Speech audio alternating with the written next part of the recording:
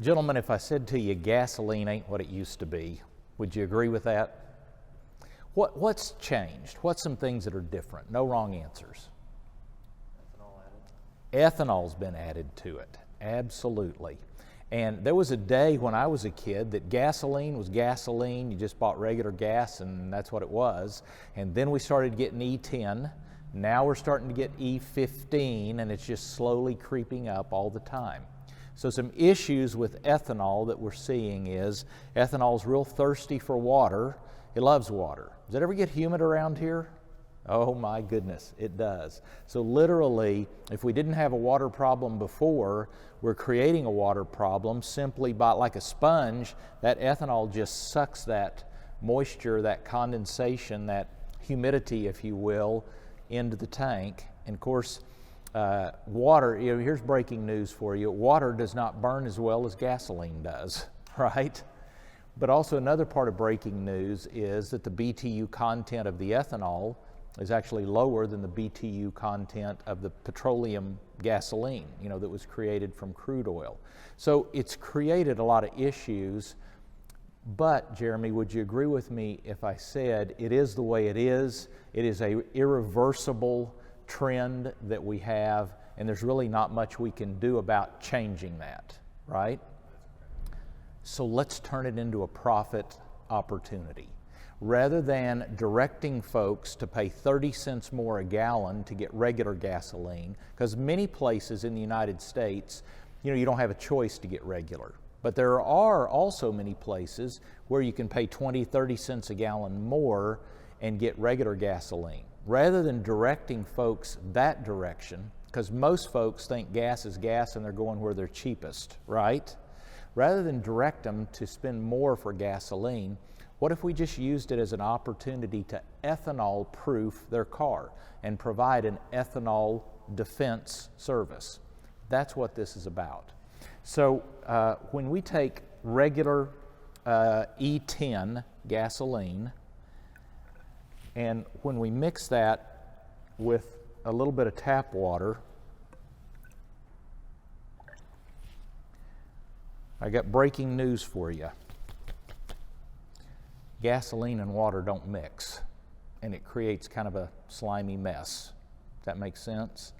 So there's an awful lot of products on the market. One of the things that this says is gasoline antifreeze, and what does it say right there? What does that say? Water remover. So let's just take a look and see. If I'm going to put just a really healthy glug of this stuff in here.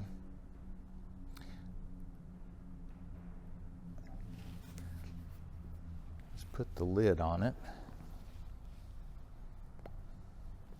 Now, that yellow stuff and the water mix together pretty well, but where does the gasoline go? Off the top. And we're in a Ford store, so a typical F-150, where does it pull the gasoline from? The top of the tank or the bottom of the tank? Yeah, so now we have a big old slug of that yellow stuff and water. How do you think the car is going to run?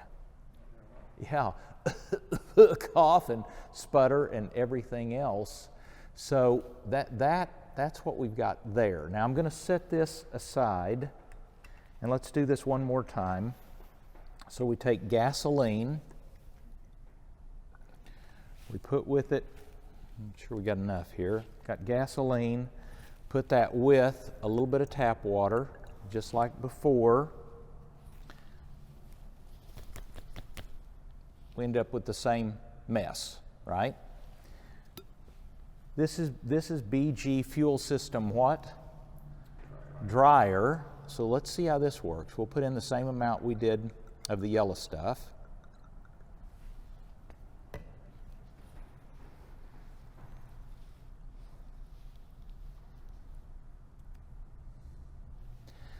Now we have a homogenized mixture. Now, if I just set these next to each other, let me ask you a crazy question, Chris. Which one of those would you rather have in your own fuel tank? Yeah, I was hoping you'd say that.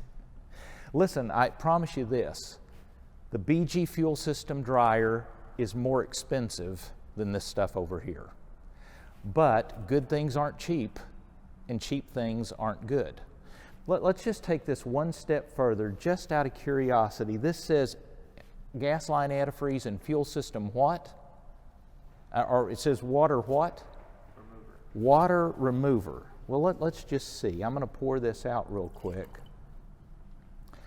And really, there's only one thing significant about this water remover, and that is it doesn't remove water. Other than that, you see my point? Let's do the same thing over here. This fuel system dryer, again, when you look at it this way, the only primary difference between these two products is one removes water and one doesn't. Good things aren't cheap, and cheap things aren't good. Jeremy, in light of that, can you see why that would be a vital thing to include with every oil change that you do? To ethanol-proof their car. When you do the oil change, we go in with the fuel system dryer as part of that service. Make sense? So really, the only thing that you need to know in setting up this demo is what makes this product fail is because it's methanol, whereas the BG is isopropyl with some anti-corrosion additive package as part of it. So any isopropyl product is going to work in this demo the same way. So it's a methanol versus an isopropyl. Again, we're just painting a picture of what goes on in a fuel system, and this is one of the most popular on the market. Many times you can get this stuff for under $2, whereas ours is going to be considerably more expensive. But many times I show this demo simply to show the quality of BG products and the difference we make. And believe it or not, this demo right here helps us sell 44K and MOA and stop squeal and everything else, because it's a great explanation, or it's a great visual aid to show the quality of BG. Now, many folks do this demo with food coloring. The food coloring will mix with the water, and I think it's fine if you do it that way. The homogeneous blend, like if you use green food dye, it'll homogenize through it, possibly a little bit easier to see. I've always enjoyed doing it just like this.